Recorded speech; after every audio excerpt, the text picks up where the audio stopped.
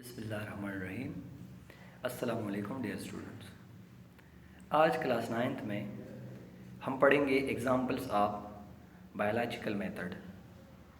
अगर आपको previous class याद है तो उसमें हमने पढ़ा था कि बायोलॉजिकल प्रॉब्लम क्या है और किस तरह हम उस बुनियादी 6 स्टेप्स को इस्तेमाल करके बायोलॉजिकल प्रॉब्लम को सॉल्व कर सकते हैं।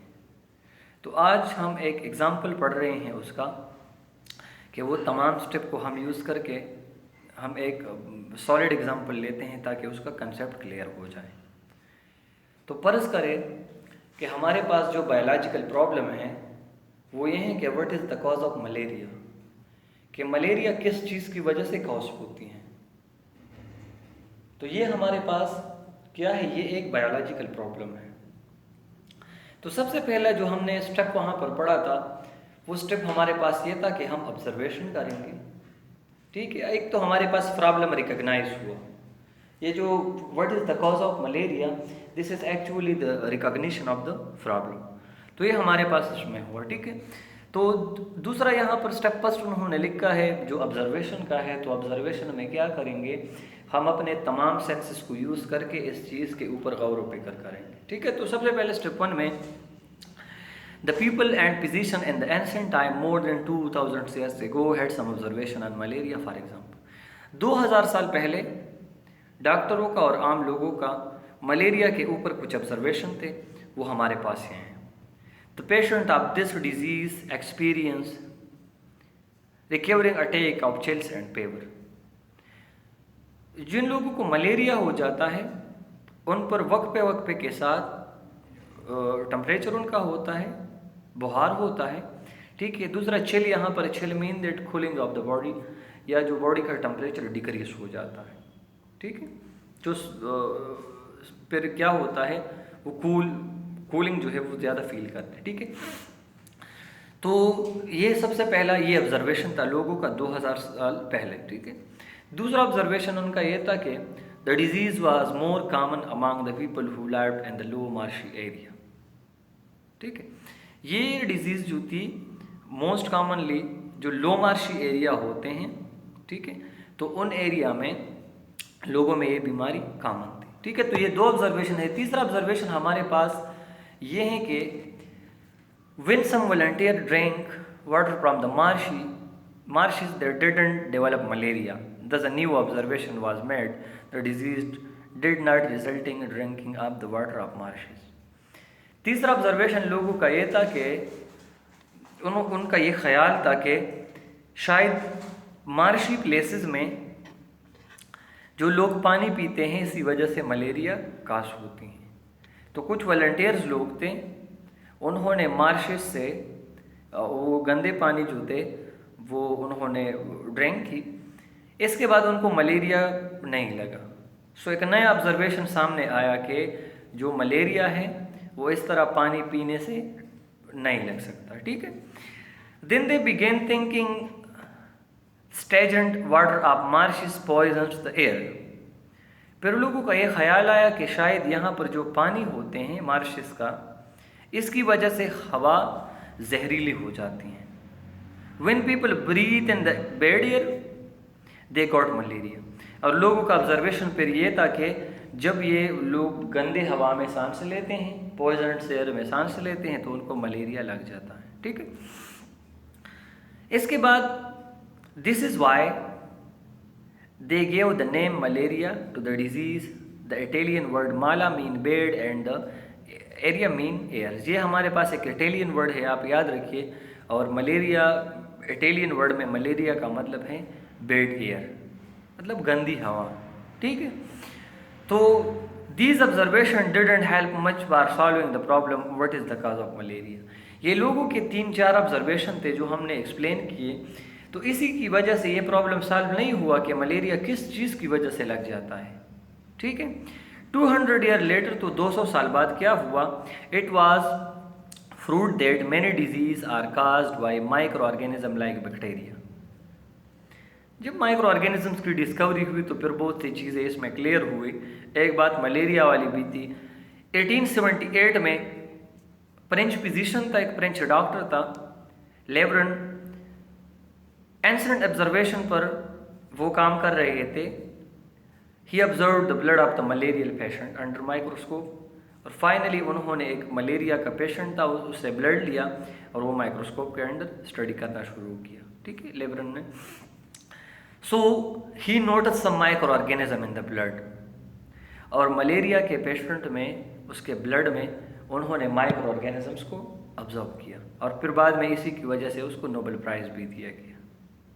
ठीक है, he won the Nobel prize for this discovery.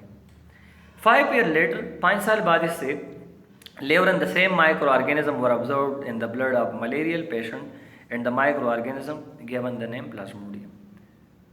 फिर बाद में 5 साल बाद इस माइक्रो ऑर्गेनिज्म को नाम दिया गया प्लाज्मोडियम का। ठीक है, यहाँ पर डिस्कवरी ऑफ क्विनिन प्लांट जो है ये भी थोड़ा सा एक्सप्लेन करते हैं, इंपॉर्टेंट है। 17th सेंचुरी में मलेरिया यूरोप में सबसे एक मेजर डिजीज़ थी। मगरबी दुनिया में मलेरिया ने तबाही मचा रखी थी। तो व्हेन अमेरिका वाज डिस्कवर्ड, जब अमेरिका की डिस्कवरी हुई, many medicinal plant were sent from America to Europe. तो अमेरिका से लोग वहाँ जो मेडिसिनल प्लांट थे, वो प्लांट जो मेडिसिन में यूज़ होते थे, वो अमेरिका से लोग ले आते थे यूरोप में। ठीक है, तिजारत के आरत से। The bark of a tree quina was very suitable for curing fever. उसी समय जो हमारे पास क्वेना एक ट्री है, एक दरख्त है, उनके जो बार्क होते हैं, उन दरख्त के जो बार्स होते हैं, जो सख्त तने के ऊपर जो होते हैं, तो ये चीज़ जो थी ये उसी ज़माने में बुखार की इलाज के लिए इंतहाई यूज़फुल थी और ये इस्तेमाल होती थी। It's demand increase day by day in the Europe, और यूरोप में इस चीज़ का डिमांड बहुत ज़्यादा था, क्योंकि उसी टाइम में मलेरिया का वबा वहाँ पर फैल चुका था। ठीक है, या लोगों को बुखार होती थी। ठीक है, कुछ some dishonest exporter began to export the bark of similar tree cinchona in the place of quina. अब यहाँ पर देखिए, एक सेंचोरा प्लांट है या सेंचोरा ट्री है, एक क्विना ट्री है, दोनों के बार्क एक जैसे होते हैं, आप इसमें आसानी से फर्क नहीं कर सकते। तो वहाँ उस ज़माने में सबसे ज़्यादा डिमांड क्विना प्लांट की बार्क का होता था। ठीक है, कि ये ऑलरेडी लोगों को इससे वाकिफ थे कि ये फेवर के इलाज में इस्तेमाल होता है, बुखार के इलाज में। अब कुछ डिसऑनेस्ट एक्सपोर्टर थे, कुछ ऐसे लोग थे जो धोखा करना चाहते थे। पैसे कमाने के लिए उन्होंने क्या किया, उन्होंने सेंचोरा प्लांट्स के बार्क वो ले आते थे और वो ये यहाँ पर बताते यूरोप में कि ये क्विना ट्री के बार्क्स हैं। इनके डिसऑनेस्टी की वजह से इंतहाई बड़ा फायदा हुआ। It was found that the cinchona bark was excellent for the treating of malaria, और ये सेंचोरा के जो बार्क्स थे ये बाद में साबित हुआ कि ये मलेरिया के ट्रीटमेंट में इंतहाई इंपॉर्टेंट था। It was found that cinchona bark was most excellent for treating malaria. ठीक है, तो it was then discovered that cinchona bark contain a chemical quinine that is effective treating in malaria या in malaria disease। सही। तो सबसे पहले फिर बाद में ये कंफर्म किया गया है कि जो सेंचोरा का प्लांट से आप इससे कौन से केमिकल हासिल कर सकते हैं। इसमें असल में केमिकल होता है क्विनीन, और क्विनीन वो केमिकल है जो मलेरिया के ट्रीटमेंट में इस्तेमाल होता है। ठीक है, quinine was the only remedy for malaria from the 17th to 20th century. 17 century से लेकर 20 सेंचुरी तक। ठीक है, 1700 से लेकर 2000 तक, इन 3 सालों में ये हमारे पास एक रेमेडी के तौर पर, इलाज के तौर पर क्विनीन यूज़ होता है। ठीक है, जो सेंचोरा ट्री के बार्क्स होते हैं। ठीक है, अच्छा बातें हैं कमिंग सेकंड स्टेप में। ये तो लोगों के ऑब्जर्वेशन थे कि मलेरिया किस तरह कास होता है, किस चीज़ से कास होती है। ठीक है, अब हाइपोथेसिस और डिडक्शन की तरफ आते हैं। Biologists further build upon an ancient observation and the discovery of Leveran। लेवरन की डिस्कवरी और पुरानी ऑब्जर्वेशन से अब साइंटिस्ट ने, बायोलॉजिस्ट ने एक हाइपोथेसिस डेवलप किया। उन्होंने एक हाइपोथेसिस बनाया। हाइपोथेसिस उनका क्या था, Plasmodium is the cause of malaria. उन लोगों का हाइपोथेसिस ये था कि ये मलेरिया कास होती है प्लाज्मोडियम की वजह से, पर एट दैट टाइम उसी ज़माने में ये सिर्फ एक हाइपोथेसिस था, ये अभी तक प्रूफ नहीं है, वो बात कर रहे हैं। ठीक है, सो हाइपोथेसिस को टेस्ट करने के लिए अब एक्सपेरिमेंट करना था। ठीक है, तो पहले हाइपोथेसिस के बाद deduction, the logical consequences of hypothesis, जिस पर कल हमने बात की थी। तो बायोलॉजिस्ट ने यह डिडक्शन बनाया कि अगर प्लाज्मोडियम की वजह से मलेरिया कास्ट होती हैं तो फिर मलेरिया के पेशेंट में मलेरिया का जो पेशेंट है उसके ब्लड में प्लाज्मोडियम ज़रूर होंगे। तो ये एक डिडक्शन था उसके साथ, ठीक है।